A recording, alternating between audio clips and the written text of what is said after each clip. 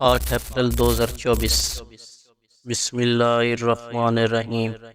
السلام علیکم ورحمۃ اللہ وبرکاتہ۔ یقیناً تمام تعریفیں اللہ کے لیے ہیں۔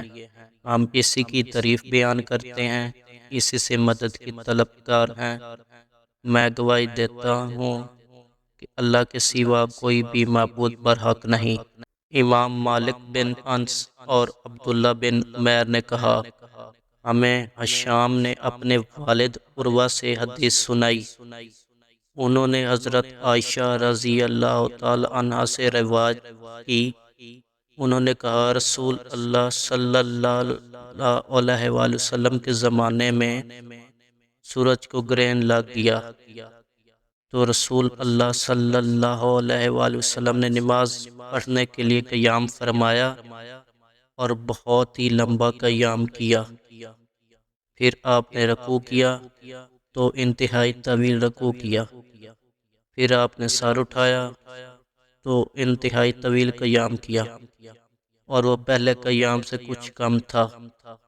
پھر آپ نے دوبارہ رکوع کیا تو بہت لمبا رکوع کیا اور وہ پہلے رکوع سے کم تھا۔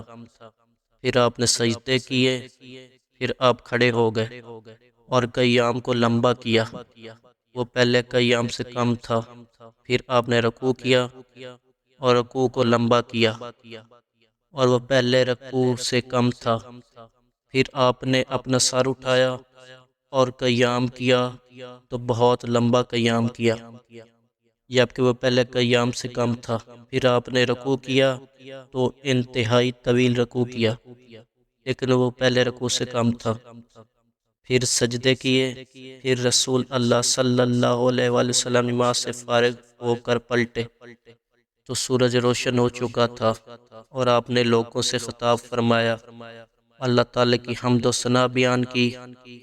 پھر فرمایا ہے، بے شک سورج اور چاند اللہ تعالی کی نشانیوں میں سے ہیں، ان کو کسی کی موت یا زندگی کی وجہ سے گرہن نہیں لگتا۔